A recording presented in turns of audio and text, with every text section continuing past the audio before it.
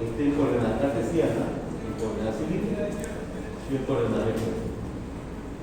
El módulo de este vector en coordenada cartesiana se calcula como la raíz cuadrada de la suma de sus componentes al cuadrado.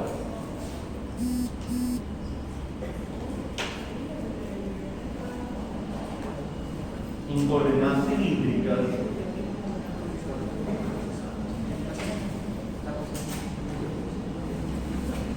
por el teorema de Pitágoras, y en coordenadas esféricas también por el teorema de Pitágoras.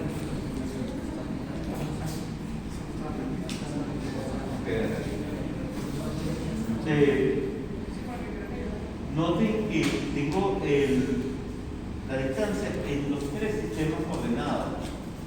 Es importante que notemos que en este problemita en particular lo que me están diciendo es que a esto le llaman mierda.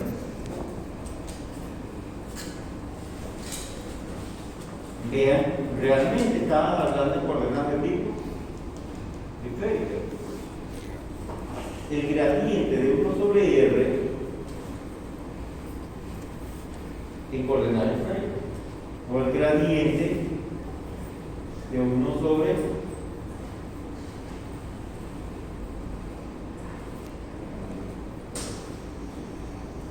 en coordenadas cartesianas, o el gradiente de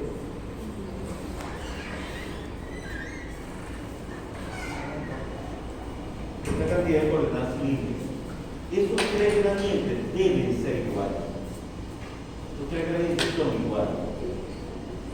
¿Por qué? Porque representan la misma cantidad, pero en tres sistemas coordenados distintos. Van a ser iguales, es decir, después que uno calcula el gradiente y puede hacer la transformación hacia cualquiera de los otros dos sistemas coordenados, y vamos a llegar a una de las formas que se han encontrado si el gradiente se calcula en estos sistemas coordenados.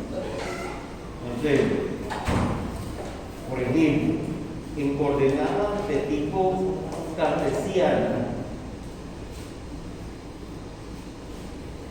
el gradiente en coordenadas cartesianas sería esto.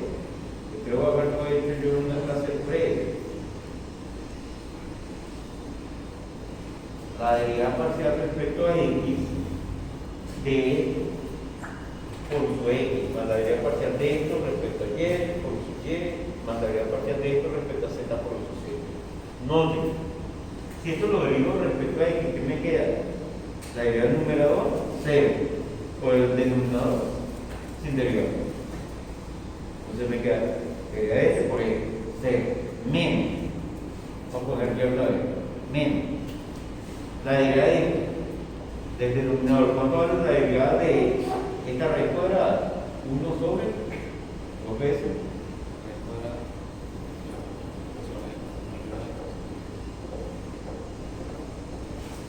por la derivada de la función interna. ¿Cuál es la derivada de la función interna? 2x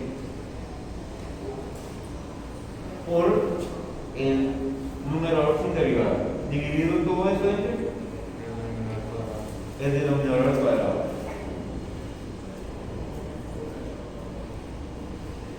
Y todo esto multiplicado por su x.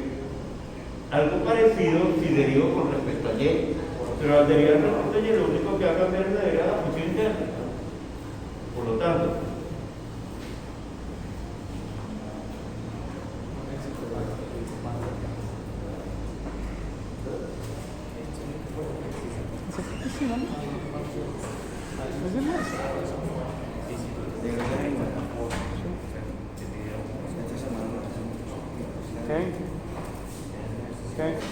Nosotros hicimos eso.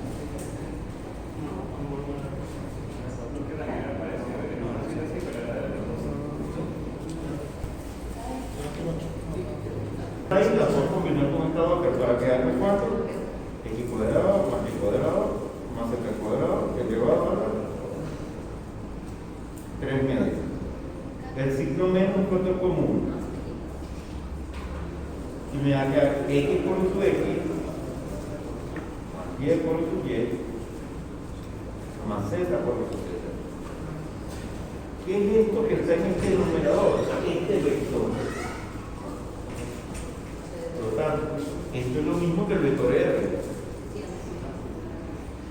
Pero el módulo de R es esto. Por lo tanto, este es el módulo elevado al cubo.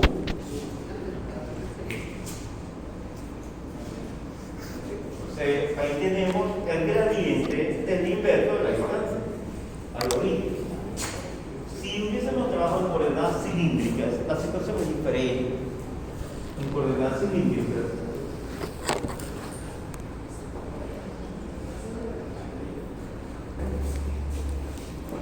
va a depender de estos dos términos. ¿Cuál es la fórmula del gradiente en coordenadas cilíndricas? Díganme ustedes. Es fácil.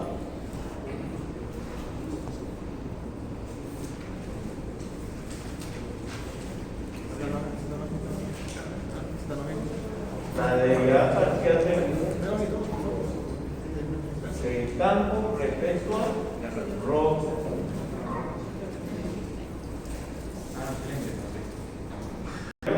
Díganme ustedes. Es parecida a esa que teníamos allí. Sería menos 2 rho sobre la rho cuadrado más z al cuadrado elevado a 3 medios por su rho. Y esta otra menos 2, aquí me falta un 2, menos 2z. Entonces me queda menos r sobre módulo r al cubo, porque esto es el módulo de r. Noten lo mismo que me había dado. Y si lo hago en coordenadas esféricas,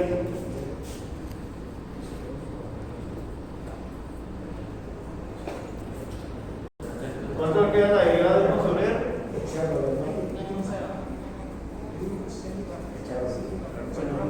Bueno, menos 1 sobre r cuadrado, por lo tanto me queda menos 1 sobre r cuadrado por su r. Pero r es el módulo del vector, por lo tanto esto lo puedo poner así como u sub r entre el módulo de r al cuadrado. Puedo multiplicar por el módulo de r y dividir entre el módulo de r.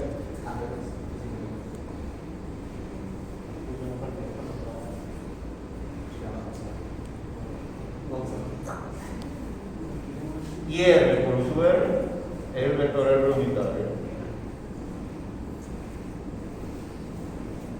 Lo mismo que nos ha dado.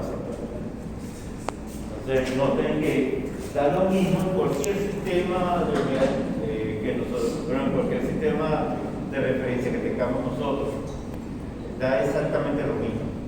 Y de hecho, el gradiente del inverso de la distancia es algo extremadamente importante para nosotros. ¿Por qué el gradiente del inverso de la distancia al origen es extremadamente importante para nosotros? Lo vamos a ver cuando veamos campo eléctrico. Imagínense que tengamos una carga eléctrica colocada en el origen y ¿qué le pasa al campo eléctrico? Que el campo eléctrico, según lo que ustedes ya saben de física eléctrica, cambia con el inverso del cuadrado de la distancia, así como este. Y por lo tanto, ¿qué va a pasar? Si hay una carga que está en el origen y produce un campo eléctrico, no se dan cuenta que ese campo eléctrico entonces es el gradiente de algún campo escalar. ¿Qué significa eso? Que si el campo eléctrico es el gradiente de algún campo escalar, ¿qué tipo de campo entonces es el campo eléctrico? Conservativo. Campo electrostático es un campo conservativo. Y de allí que podemos hablar de esa función potencial, que es protagonista principal de algunas cosas que ustedes ya conocen, por ejemplo, circuito. Circuito sin potencial no se puede ver. Profe, una pregunta. Me lo estaban planteando, varios me lo preguntaban. Entonces, con esto aclaro la duda que tenía sobre este problemita, porque varios me lo preguntaron. Entonces, vean que en la guía no piden que se haga en función de coordenadas de tipo cilíndrico, sino los otros dos cartesianos y esférico. Y después nos piden otras cositas sobre ese campo. Entonces, de hecho, hay varias cositas que el profesor Iván colocó sobre ese campo, que es el campo que surge del vector posición. Por ejemplo, hay otro problemita donde preguntan ¿cuál es el flujo del vector posición en una esfera? Bueno, si el flujo del vector posición en una esfera, ¿en qué sistema coordenado es bueno trabajar? Estamos hablando de una esfera central de origen, coordenada aquí, esférica. Si trabajamos con coordenadas esféricas, y me piden, tiene una esfera central en el origen de radio R minúscula. Ese es uno de los problemas de la física. Y me piden el flujo del vector posición. Bueno, esa esfera no es una superficie cerrada y suave. Podemos aplicarle tranquilamente el teorema de divergencia.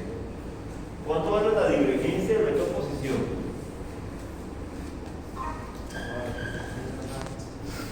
En coordenadas cartesianas sería la derivada parcial de x respecto a x, 1. Más la derivada parcial de y respecto a y, 1. Más la derivada parcial de z respecto a z, 1. ¿Eso da entonces? En coordenadas esféricas, ¿cuánto sería la divergencia?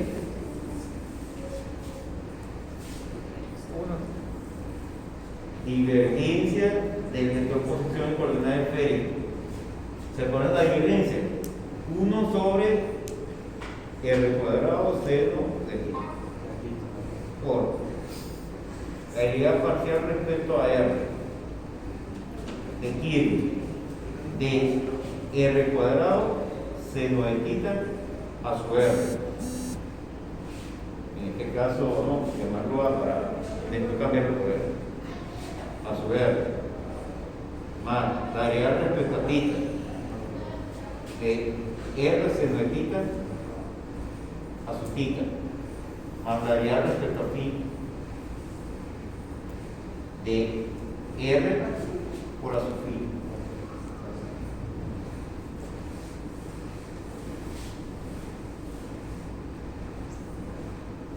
Y a sea r, por supuesto estas dos derivadas van a ser cero porque no tiene componente en θ ni tiene componente en phi.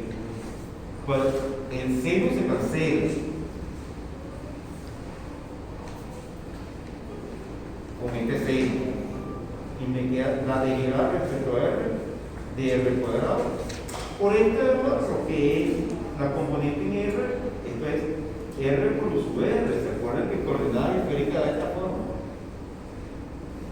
Entonces a su r es lo que multiplica el vector unitario r.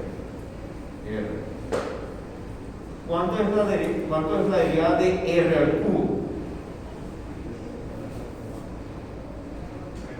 La derivada de r al cubo, 3r cuadrado.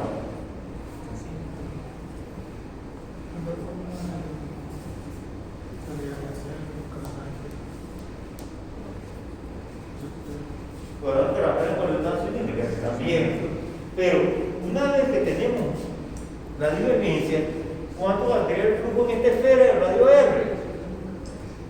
Según el teorema de la divergencia.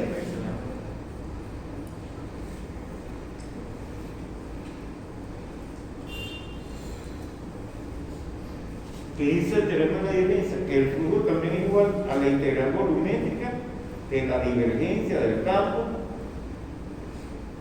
por el diferencial de volumen en ese volumen.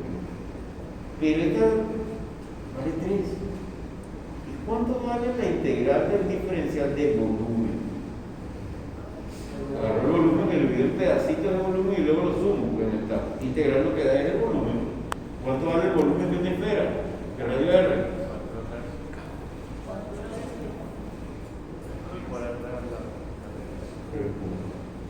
Es decir,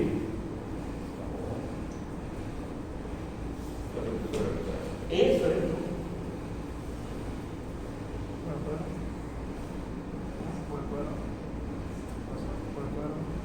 En la esfera de radio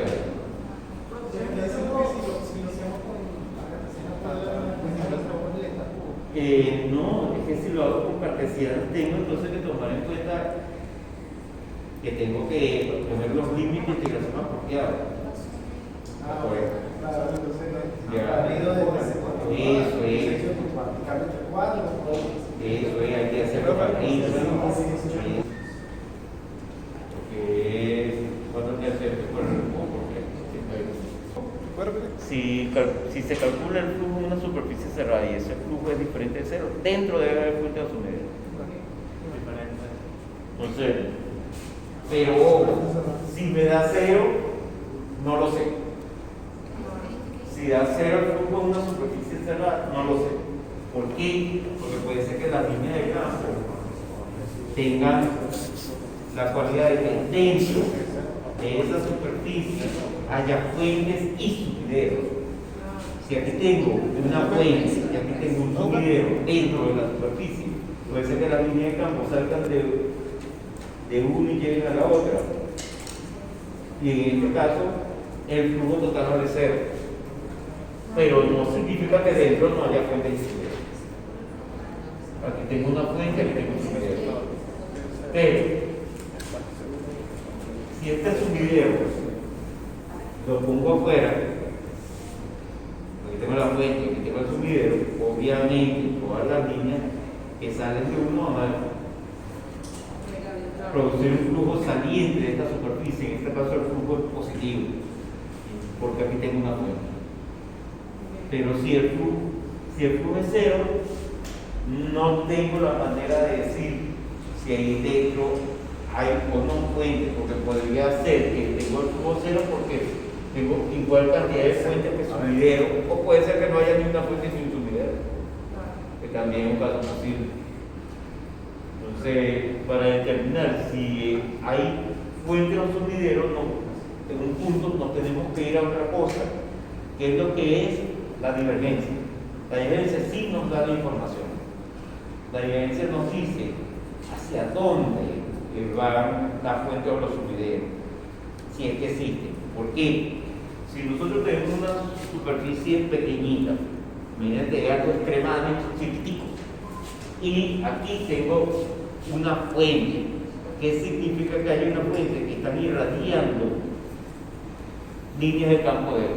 Por lo tanto, un caso, tengo las líneas de campo que están saliendo, perfecto. Ahí entonces digo que aquí adentro tengo una fuente. ¿Cuál otro caso podría darse?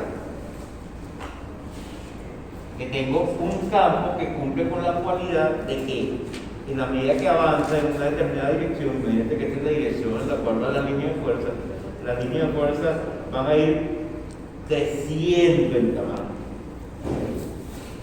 Acá tengo una forma en la línea de fuerza y aquí tengo una más pequeña. ¿Qué pasa si coloco entonces una superficie por acá? El flujo me va a quedar positivo, porque de este lado tengo un flujo saliente con un campo gigantesco, y de este otro lado un flujo entrante con un campo pequeñito. ¿Qué puedo entonces decir? Que en el sentido que va la línea de fuerza está aumentando el módulo del campo. Por este lado debería haber algo entonces. ¿Qué es lo que debo tener por allí? Una fuente, porque el campo está emanando de esa manera. Entonces, uno ve que si tenemos una divergencia diferente de cero, porque eso significa que debe haber fuente. Puede ser que esa fuente esté localizada aquí o puede ser que esté localizada en otro lado, pero debe haber una fuente. Pregunta.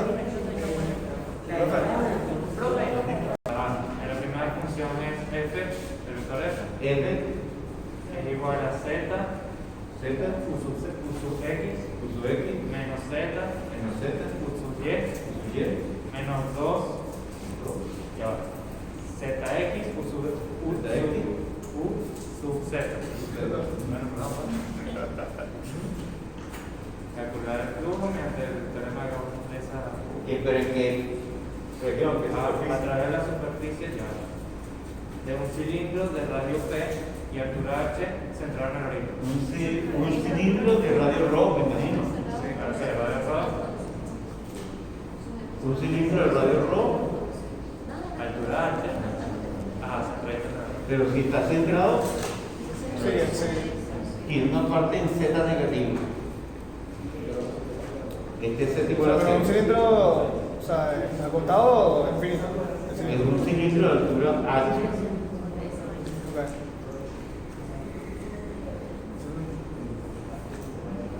Profe, si los datos de H son lo único que nos dan, sería equivalente colocarlo por encima de... No, porque me dice que está centrado. El centro del cilindro está en el origen. ¿Y Entonces, si va a afectar la resolución? sí puede afectar. Aquí tengo el cilindro de radio rojo. Obviamente, el problema me está pidiendo que haga alguna cosa. O sea, aquí entre nos, vamos a tratar de ver cuánto nos dará este resultado sin hacer cálculos numéricos. Me piden el flujo. Este cilindro tiene tres partes: la corteza cilíndrica y las dos tapitas. Noten que el flujo es la integral del campo punto diferencial de superficie. Pero en este caso el campo es F y nuestra superficie es la superficie cerrada del cilindro. Entonces tengo que tomar en cuenta tanto la corteza como las dos tapas. Ahora, vean esto. Se puede hacer de varias maneras, pero, por ejemplo, en esta tapa, ¿qué es lo que está cambiando en esa tapa? Solamente la X y la Y. Solamente puede producir flujo la componente que atraviesa la tapa. Estas otras no, porque son paralelas a la tapa. No produce flujo. Yo siempre pongo un ejemplo, porque fue algo que me pasó a mí. De hecho, algunos de ustedes han sido alumnos míos y seguro me habrán escuchado con el mismo cuento. Yo alguna vez, hace mucho tiempo, estaba dando clase y yo tenía una alumna que tenía una con la superficie, son la X y la Y, pues son paralelas a la superficie de la Z. ¿Quién puede atravesar esa superficie? Solamente la componente en el eje Z. Pero, vean, aquí nos vamos que cuando hagamos el producto escalar entre el campo y el diferencial de superficie, nos vamos a dar cuenta que la Z es constante en cada una de las dos tapas. Pónganse la tapa de arriba. Z constante. Pero hay X positiva y X negativa. ¿Qué cantidad de X positiva y de X negativa hay? Las mismas. ¿Cuánto va a haber flujo entonces en la tapa superior? Cero. Porque es la sumatoria de los productos campo por superficie. Sí, y por eso estoy diciendo, aquí está Z constante y lo que cambia son las X. Está dependiendo del campo. Pero tiene una X positiva y una X negativa, pero en la misma cantidad. O sea, que la cuna de un y otra se consumen. Entonces, lo que tenemos allí es que hay en una porción, la mitad de ella va a haber un flujo positivo y en la otra mitad un flujo negativo. Y la suma de esos dos, ¿cuánto da? Cero, porque las áreas son exactamente las mismas, los campos son los mismos. Lo único que está cambiando es el signo. Por lo tanto, en esta etapa, no importa cuánto valga H, no hay flujo. Lo mismo va a pasar en la etapa de abajo.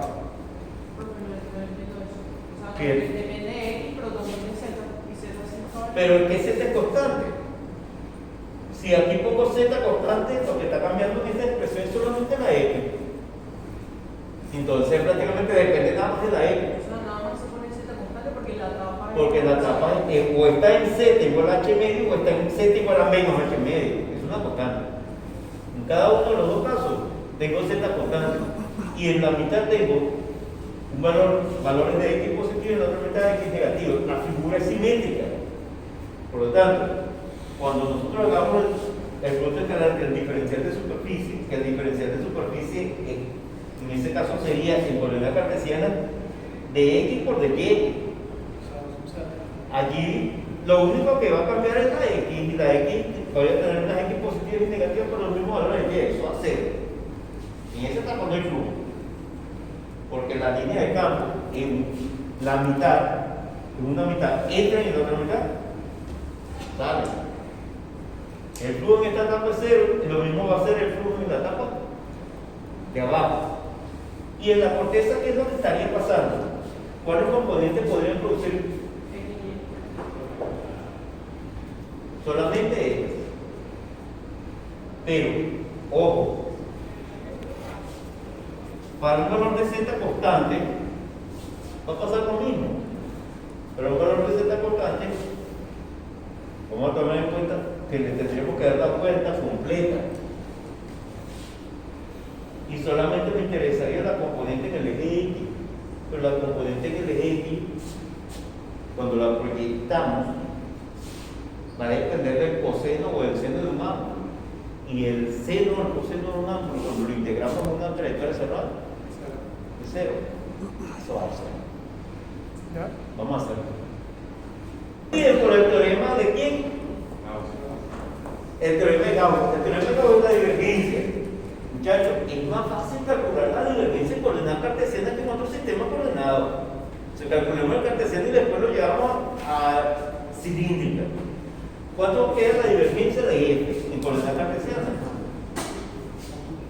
La derivada parcial de esta cantidad respecto a X, la de esta cantidad respecto a Y y la de esta cantidad respecto a Z. ¿Cuánto queda esta derivada? Cero. Esta respecto a Y y esta respecto a Z. Menos 2X. Ok. En coordenadas cilíndricas,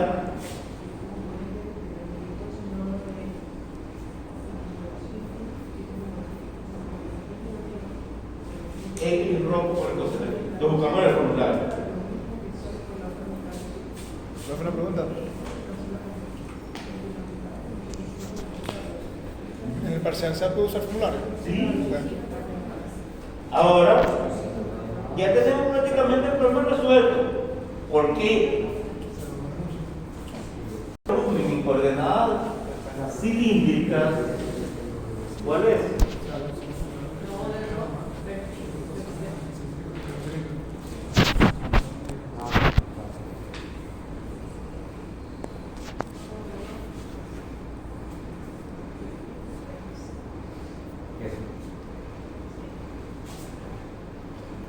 Entonces el flujo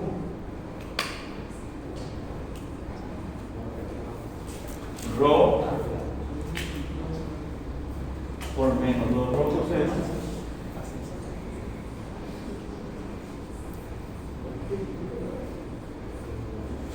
voy a integrar en phi, que es más fácil.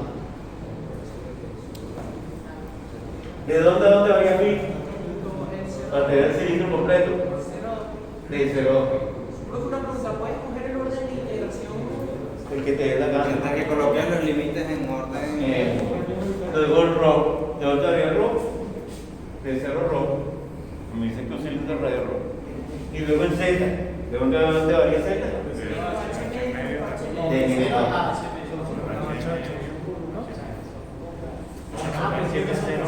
Profe, si eso no hubiera estado centrado, porque que yo leí la misma más y lo puse centrado, pero justo por encima de él. O sea, lo hice en el eje positivo. Yo coloqué de 0 a 2H. Me hubiera cambiado genuinamente. Te pudo haber cambiado. Te pudo. En este caso no, porque la bibliografía se pudo haber cambiado. Si fuera un campo más complejo, se lo hubiera cambiado. Pudo haber cambiado. Ahora, integrales iteradas. Vamos a hacer esta primera integral. ¿Cuánto vale la integral de coseno? Es 0. El seno de 2 es 0 y el seno de 0 es 0. Eso va a 0. Entonces ya está, eso es lo que te digo. Pero una pregunta, eso es hablando con el teorema de Gauss, con el integral triple. Yo no sé cómo hacerlo directamente, o sea, con Como se lo hizo analítico. flujo normal. Que se puede hacer de varias maneras. Si lo quiero hacer con el flujo, suponte que lo quiero hacer, por ejemplo, con el campo. Este campo es mejor llevarlo a coordenadas de tipo cilíndrico. Entonces, vamos a hacer la conversión de esta cosa que está coordenada cartesiana a coordenada cilíndrica. Entonces, nos vamos. Conversión de coordenada cartesiana cilíndrica. Para eso, acuérdense. X,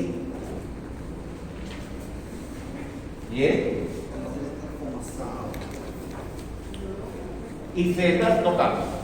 Ahora vamos a la materia de transformación. De coordenadas cartesianas, que tendría la componente en el eje X es Z, y me va a dar una F sub rho. La componente en el eje Y es menos Z, y me va a dar una F sub phi. Y la otra componente es menos 2 Z por X. Y la componente este lado sería F sub Z. ¿Cuál es la materia de transformación? Coseno. Coseno. Seno de pi, 0. Seno. Cero. 0 menos seno. Coseno. 0, 0, 0, 1. 0, 0, 1, 0, 0. Exacto. Entonces, ahora, vamos a decir que es de rho. Diablo.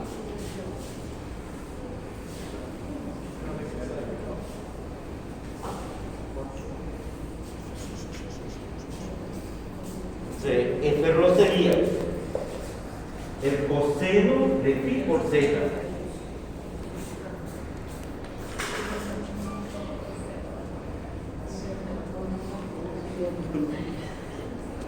Menos z por el seno de pi.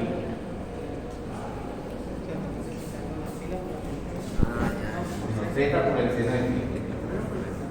Vamos a ver con este.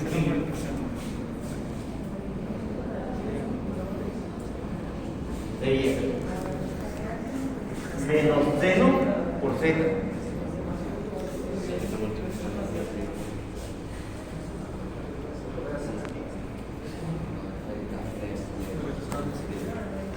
Menos coseno por z.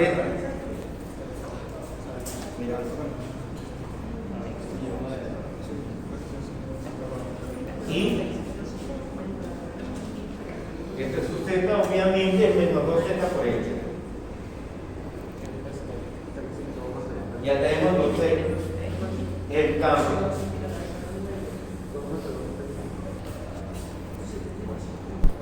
Ahí, acuérdense que siempre hay que cambiar las variables.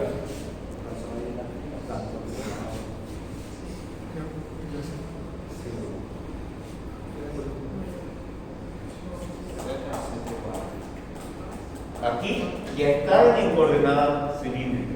Vamos a ver cómo está. Segundo menos, segundo tercero. Esto también está en coordenada cilíndrica.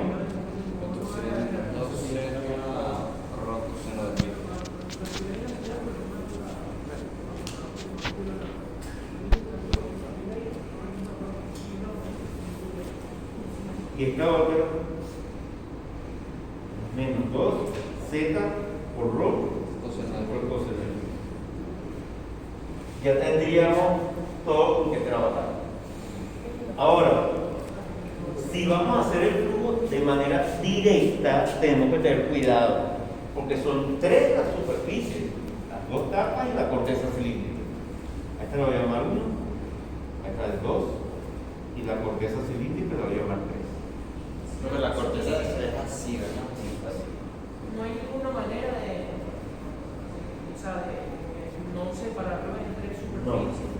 porque acuérdate que lo que está ocurriendo es que Va a ser la suma de los en tres. coordenada cilíndrica no tenemos una manera de decir,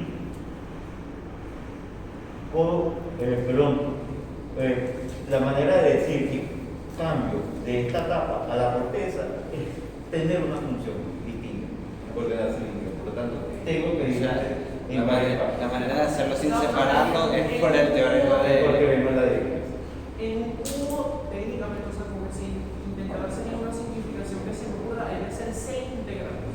6 integrales. Entonces, Todo pasa por ahora, teorema. empecemos en la cara 1.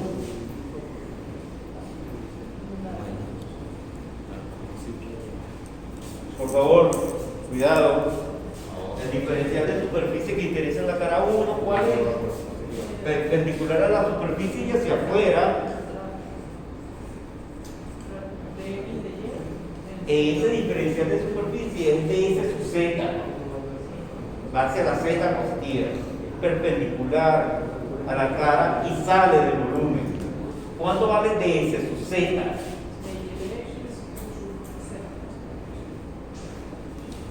Sub z, ¿por qué? De rho por de phi por de rho.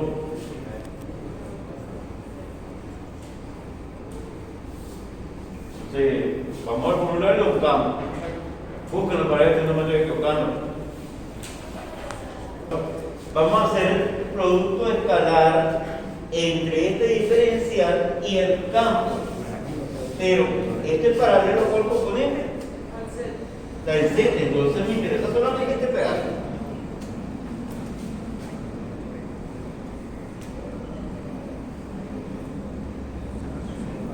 Si integral, vamos a hacer cada una correspondiente con su lado y Con después su lado. O sea, acuérdense que el producto escalar de un campo por el diferencial de superficie depende de la componente que me interesa. Este es paralelo al eje Z, me interesa solamente la componente que le dé Z. Que sería menos 2 Z rho por el coseno de phi. Por rho de phi de Z. De rho de rho. ¿De dónde a dónde varía phi? De 0 a pi. ¿De dónde a dónde varía rho? De 0 a rho. Nuevamente, si integro primero en phi, la integral del coseno es el 0 y el seno de 0 a pi va a darme 0, es integral de 0. Y la abajo es igual. En el caso de la de abajo, la diferencia es que aquí Z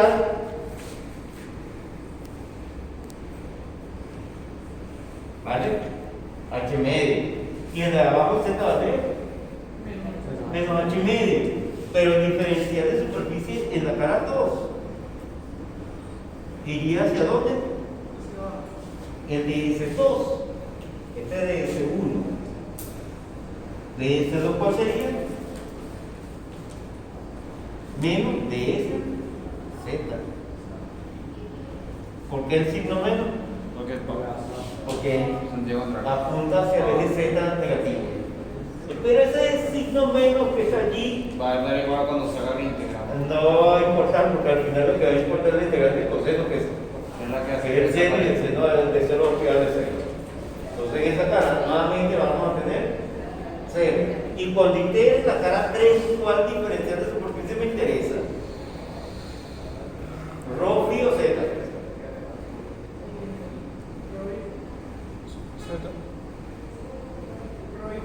Es el de phi, porque hace la. No, Los dos, sí. Solo Rho. Porque acuérdense, lo que interesa es lo que atraviesa la superficie. Claro, sí, también. Y las otras componentes. La componente en Z es paralela a la superficie. ¿Se acuerdan del muchachito que salió de.? Ese no atravesaba la puerta, bueno, esa componente no atraviesa la superficie. La otra componente, el phi, ¿qué es lo que hace? Es rasante también, no atraviesa la superficie. Pero la componente rho, sí, es radial y esta sí la atraviesa. Entonces, vemos, en uno el flujo vale 0, en 2 también va a ser 0. Vamos a hacerlo.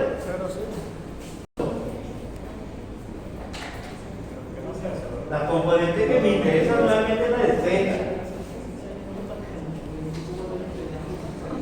Menos 2Z por rho por el coseno. El diferencial que me interesa es menos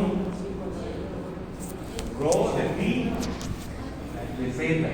¿De dónde a dónde varía rho? Varía phi de 0 a 2 pi. Esto sería de 0. Pero de menos H medio. Pero de 0 rho aquí puse el diferencial más. Porque de Z es de 0 y rho es de rojo, no de cero rojo. De cero rojo. ¿Y Z cuánto vale? Sí, la tapa. 1,8. Pero es integral del coseno del seno. ¿Y el seno de 0 a 2pi? 0. En el caso del flujo en 3, ya dije cuál es la que interesa, cuál componente es la que me va a interesar. La de rojo, porque es la única componente que atraviesa la superficie del cilindro, de la corteza cilíndrica. ¿Cuánto vale ds sub rojo? Me interesa multiplicar esta cantidad por este otro término.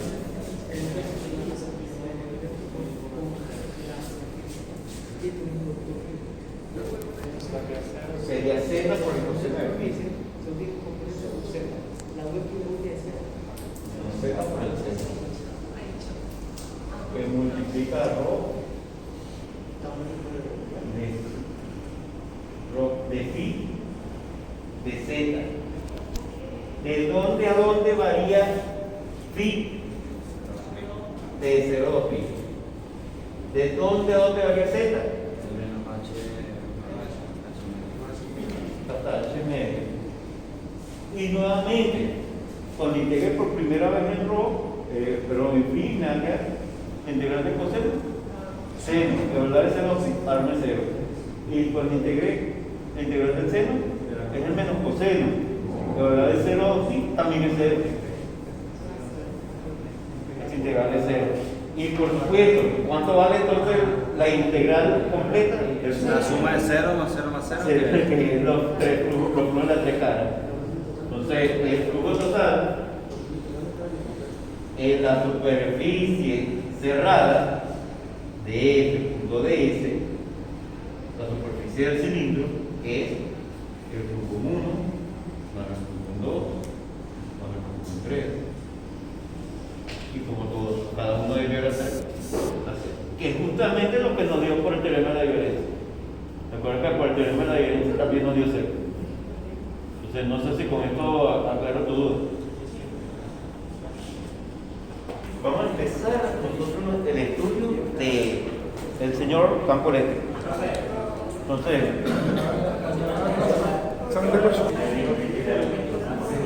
vamos a empezar entonces, vamos a empezar por el campo eléctrico. Bien, para entender el campo eléctrico, vamos a ir a lo más fácil. El concepto de campo eléctrico, como lo dice, lo que se sabe de electricidad, comenzó con un experimento muy sencillo. Uno de esos experimentos fue el siguiente. Se agarró una barra de un objeto y se flotó. Esto vamos a suponer que es de plástico.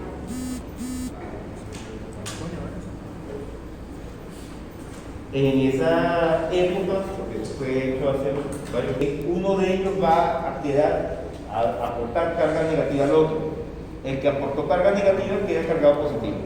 Y el que la recibe queda negativo. Pero la carga total sigue siendo 0. Esa es la teoría del fluido eléctrico. Es la teoría de Benjamin Franklin. Entonces, el señor Benjamin Franklin creó entonces la teoría del fluido eléctrico. Y el señor Benjamin Franklin hizo algo importante.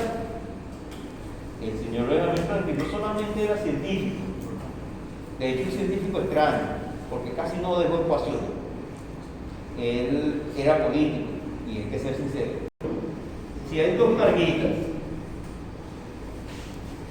es decir, dos objetos que podríamos pensar que los cortamos y adquirieron carga, hay varias maneras de darle carga. Estas carguitas, vamos a suponer que no se mueven, y son pequeñas y están separadas por una distancia.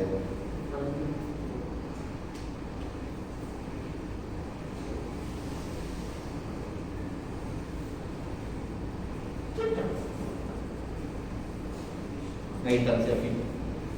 Distancia que vamos a llamar R, este voy a llamar I, y este J. Voy a decir dio una cantidad que vamos a llamar QSUI, y este otro se le dio una cantidad que vamos a llamar QSUJ, una cantidad de carga. Esta distancia la vamos a llamar RSUIJ, y vamos a definir entonces un vector, el vector que da la carga I hacia la carga J. Él midió la fuerza sobre la carga J. Que vamos a llamar F sub J. Nomenclatura importante. Indica la carga que produce la fuerza.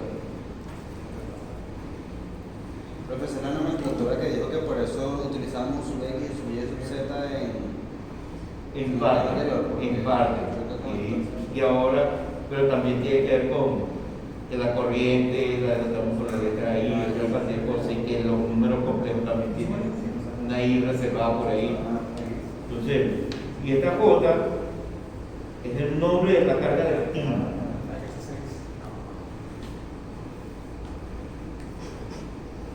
La carga de estilo es aquella que recibe la fuerza. Entonces, se puede leer esta expresión como la fuerza que la carga I produce sobre la carga J. Cuando él hizo las mediciones experimentales, llegó a la siguiente conclusión. O sea, directamente proporcional al producto de las cargas. E inversamente proporcional al cuadrado de la distancia que separa las placas. La constante de proporcionalidad la voy a llamar K sub N, y va de la carga fuente a la carga de fuente. Esa ecuación es una ecuación experimental, la encontró el señor Coulomb, y le vamos a darle el nombre de esa ecuación de Coulomb.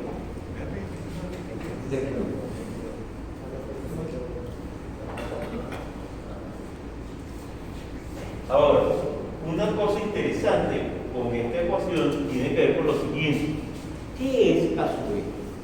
K sub E es la constante de proporcionalidad.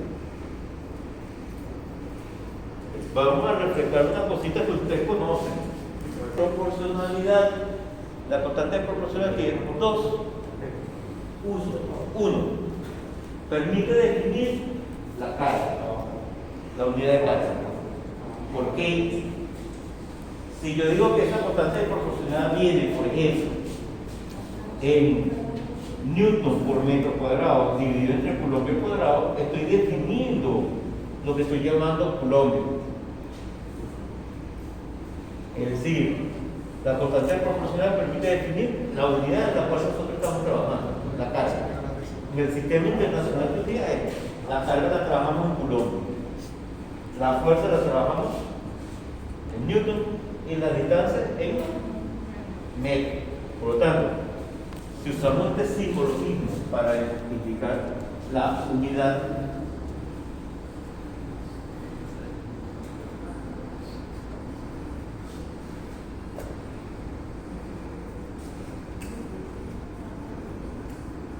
¿cuál será entonces la unidad de K sub N? Newton por metro cuadrado. Coulomb al cuadrado. Esa es la unidad de K sub N. Después le vamos a cambiar la unidad. K sub E es el siguiente. Permite definir la propia carga. Eso suena extraño. Porque uno dice, definir la carga.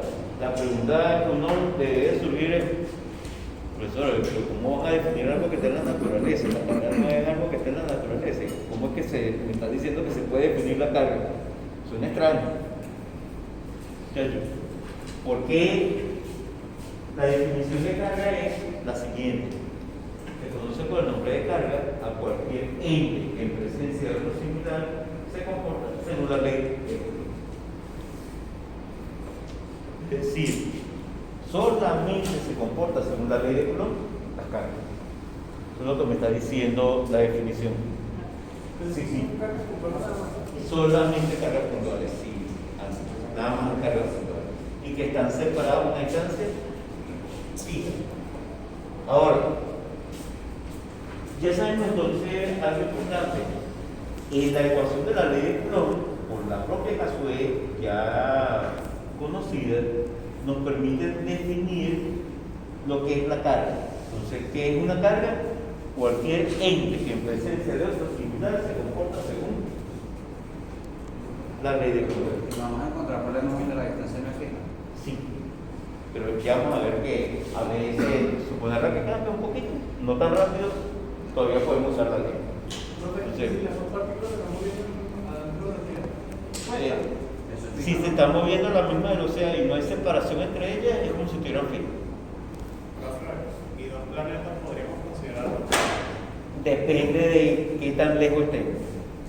Porque cuando uno habla de cargas puntuales, lo que importa es la separación entre ellas y el tamaño. Están lo suficientemente lejos como para que esa distancia de separación sea tal que nosotros digamos que es prácticamente muy grande comparado con el tamaño físico de ella, se podría trabajar como si hubiese sido una carga puntual. Pero hay algo importante: los fenómenos gravitacionales son los que mandarían aquí, porque la constante de proporcionalidad que aparece en la ley de gravitación universal es mucho más grande que la constante de proporcionalidad la que aparece en la ley de Coulomb, que es muchísimo más grande, pero las cargas no, las masas sí. Los planetas tienen gran cantidad de masa, pero tienen una carga no tan grande. Por ejemplo, el planeta Tierra en total tendrá como 1.000.000 de Coulomb, no mucho más allá que eso, pero tiene 5,98 por 10 a la 24 kilogramos. Entonces, ¿quién va a ganar? La masa. Entonces, en ese caso, a pesar de que podríamos hacer el estudio de la fuerza eléctrica, quien gana es la masa. Otra cosa importante es que, a pesar de que esta es una constante de proporcionalidad, esa constante podría tener un valor distinto. Ojo, ven, lo ven aquí. ¿Qué valor de constante es válido para llegar a esta relación? Cualquiera diferente de cero. Uno podría usar cualquier valor de m diferente de cero. Entonces, ¿qué ocurre? Que hay sistemas de unidades donde se elige esta constante proporcional, por ejemplo, en 1. En el sistema internacional lineal no se usa eso. Pero se podría poner uno, sí se puede. Entonces, el valor de la constante proporcional, ¿qué consecuencia tiene? ¿Qué me dice? ¿En qué unidad viene? La carga. Entonces, por ejemplo, en el sistema CGS, la carga no viene en Coulomb, viene en una cosa llamada stat Coulomb. ¿Qué utilidad tiene entonces esta constante? Me aporta la unidad de la carga. Pero otra cosa, para que el E coulombio debe tener un valor. Si ya se define cuál es la unidad llamada coulombio, entonces podemos hacer unas medidas. Podemos medir cuando esto vale 1, cuando esto vale 1, podemos medir el valor de la fuerza, por ejemplo, o de la propia constante. Digo, esto vale 1, esto vale 1, esto vale 1 metro, esto vale 1 newton, puedo determinar entonces cuál es el valor de la constante. Si se hace eso, resulta ser que esta constante en el aire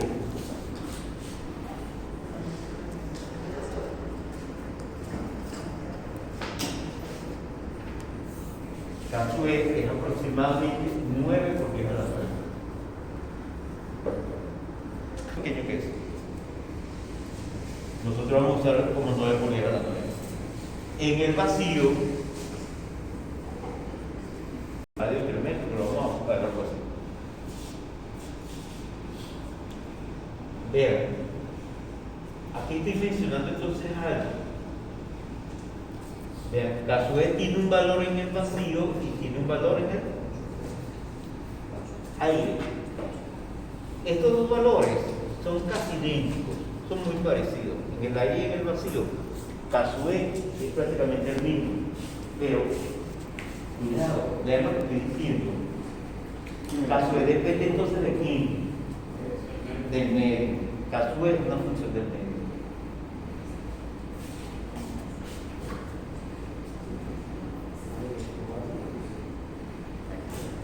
Colocamos el origen de un sistema de referencia aquí.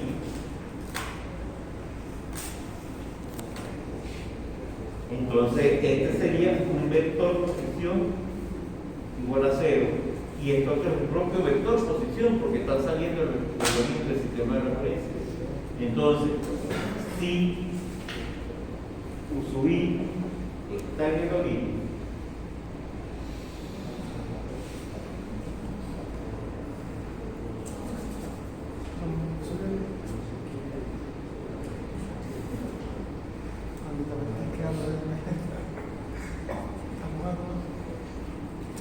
y su gota está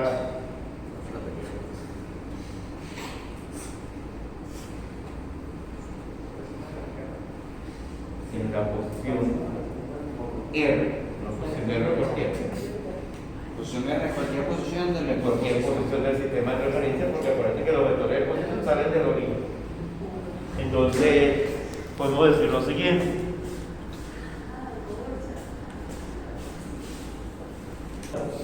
Se convierte en K sub E por Q sub I por Q sub J por R dividido entre R cuadrado. Porque acuérdense que estamos hablando de un vector que sale del origen del sistema de referencia.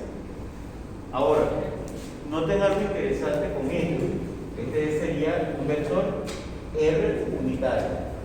Este vector R unitario lo puedo poner así.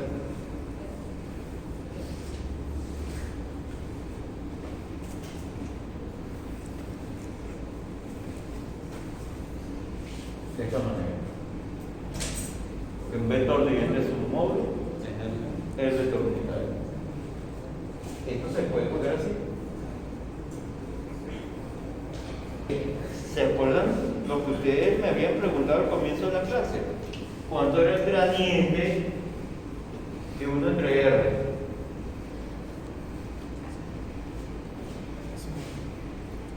Eso lo hicimos.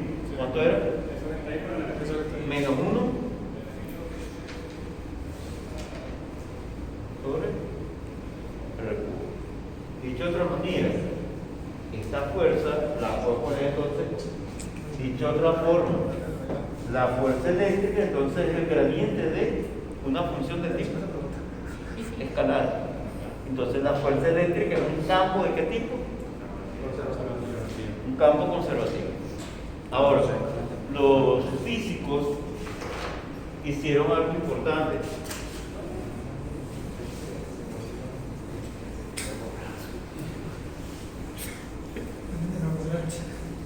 Ver qué pasa con esta relación. ¿Quién está recibiendo la fuerza eléctrica? ¿La carga? O su J.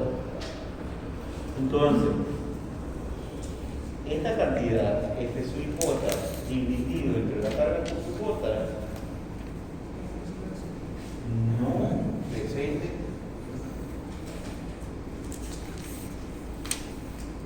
de Q sub J.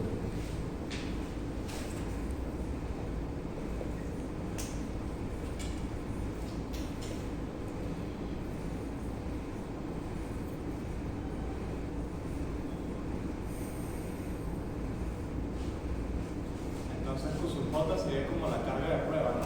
Entonces, esa Q sub J sí se comporta como una carga de prueba. Entonces, ¿qué ocurre? Que este término que está acá nos está diciendo entonces lo siguiente: ¿cómo es que se modifica el espacio? Porque no depende de la carga que está recibiendo el efecto. Y ese cómo se modifica el espacio es lo que los físicos llaman campo eléctrico.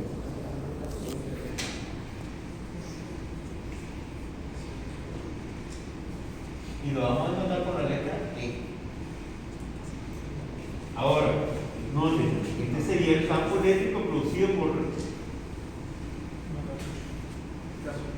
la carga Usui. Entonces el campo eléctrico es una fuerza por unidad de carga.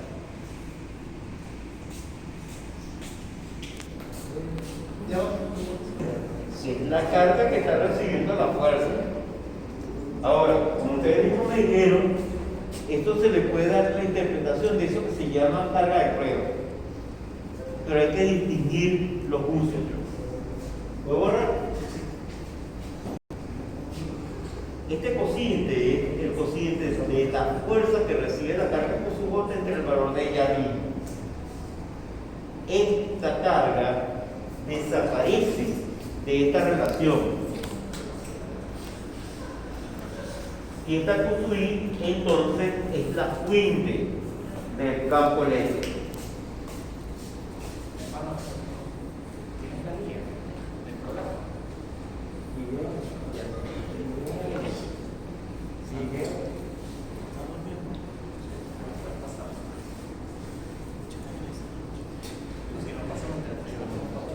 Vamos a ver aquí algo importante.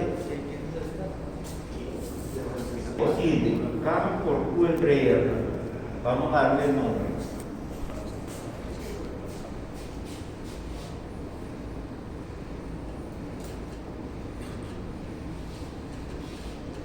Vamos a darle el nombre de potencial eléctrico.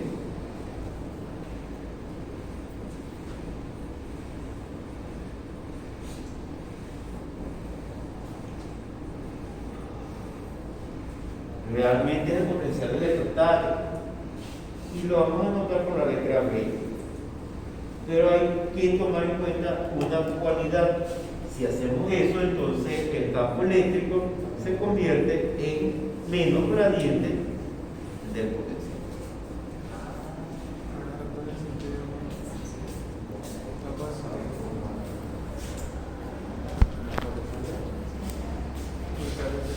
Obviamente, la unidad del potencial es la misma unidad de la fuerza eléctrica, pero del campo eléctrico, pero multiplicada por unidad de longitud. Es decir, la unidad del campo eléctrico es Newton sobre Coulomb, multiplicada por unidad de longitud. Pero Newton por metro es Joule, por lo tanto, la unidad del potencial sería la siguiente: la unidad del campo eléctrico sería Newton sobre Coulomb. La unidad del potencial es Joule sobre Coulomb.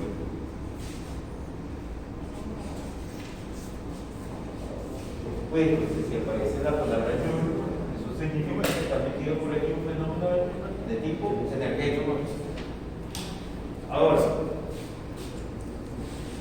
vamos a interpretar qué significa esto. QI es la fuente del campo eléctrico y también será la fuente del potencial. ¿Y R qué es? R es la distancia que hay entre la carga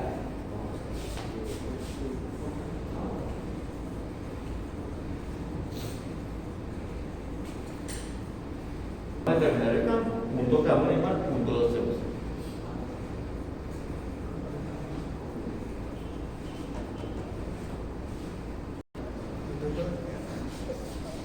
Ahora, una cosa interesante con la expresión que está aquí, la relación entre el campo eléctrico y el potencial, tiene que ver con lo siguiente: el gradiente de una constante, una función constante, que es C. Y el gradiente tiene que ver con derivadas. Y las derivadas cumplen con la siguiente relación, que va a ser de suma importancia en nuestro curso, y que ya ustedes lo han usado. Le podemos sumar constantes al potencial, y si le sumo una constante al potencial, cambia el potencial, pero no cambia el gradiente del potencial. La diferencia de potencial entre dos puntos es independiente de esa constante, no importa cuál sea esa constante. pero el potencial sí. Entonces, por ejemplo, alguien puede decir que tiene un potencial en este punto de 1000 voltios, porque él está utilizando un sistema de referencia donde en este potencial se le asocia, pero en este punto se le asocia un valor de 1000 voltios. Otra persona puede tener que a este punto le asocia un potencial de 0 voltios. ¿Quién tiene la razón? Los dos. Pero si para el observador 1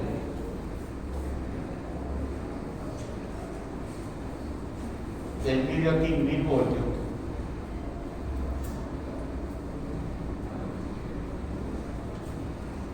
y el observador 2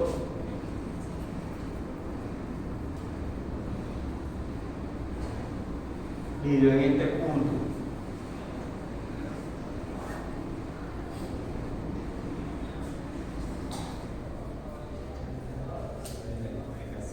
0 voltios. ¿Quién tiene razón? Ninguno. O mejor dicho, los dos tienen razón. Pero, ¿qué pasa si aquí tengo un punto donde el observador 2 marcaría, por ejemplo, 200 voltios?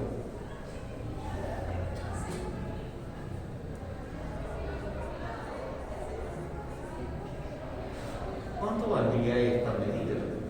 La medida de ese potencial, pero medido por el observador 1. ¿Cuánto? 1200. La diferencia entre estos dos valores es 200. La diferencia entre estos dos es 200. Mientras esté a la escala. Con tal de que Claro, no, la diferencia de potencial sea la misma, no importa los potenciales que nosotros midamos. De hecho, ustedes han usado eso. Por ejemplo, esa es la esencia del método de los nodos.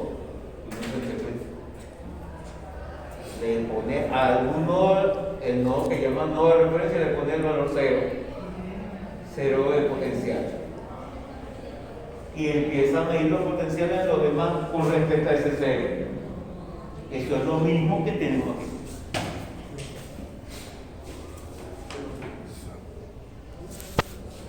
Para este observador, este es el nodo de referencia de potencial. Vamos a descargar entonces un campo eléctrico. Y el campo eléctrico entonces se convierte en lo siguiente. Si tengo un sistema de descarga,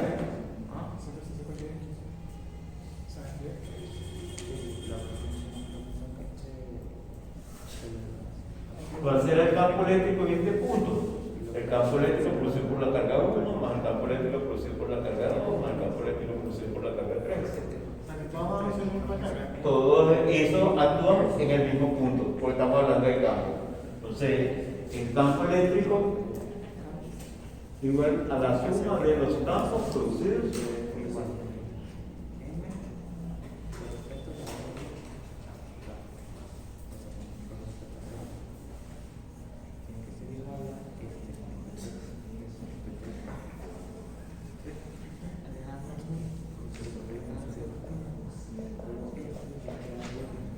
Esa es la relación que nosotros vamos a utilizar. El campo eléctrico es la suma de los campos eléctricos que todas las cargas del sistema producen aquí. O sea, aquí tendría el campo 1, el campo 2, el campo 3, etc. Y si la distribución es continua, ¿se podría reemplazar por un integral? Sí, eso vamos luego. Gracias ya. Entonces, ahora, bien, ya sabemos entonces algo importante con respecto a un sistema de carga. Lo mismo se puede decir por la regla de Coulomb.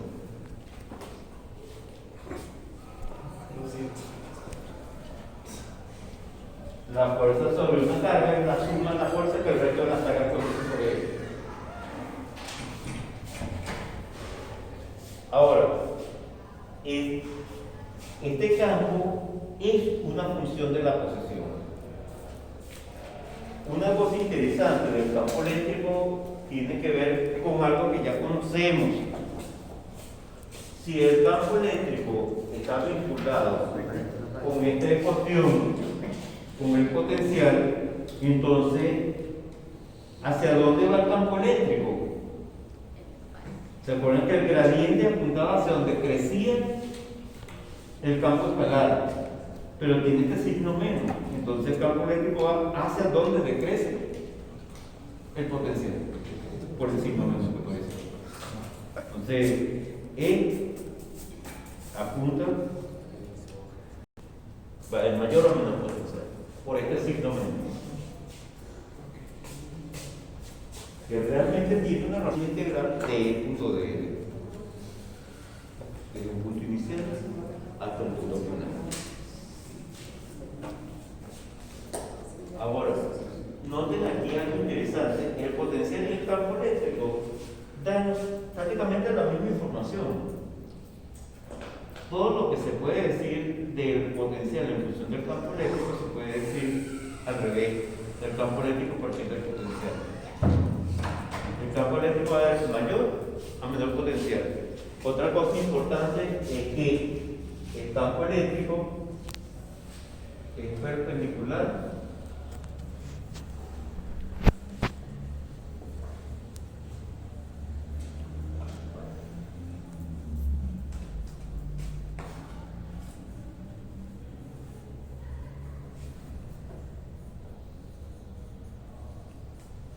eléctrico es perpendicular a superficie equipotencial.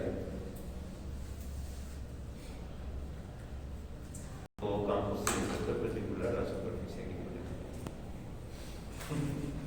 Siempre.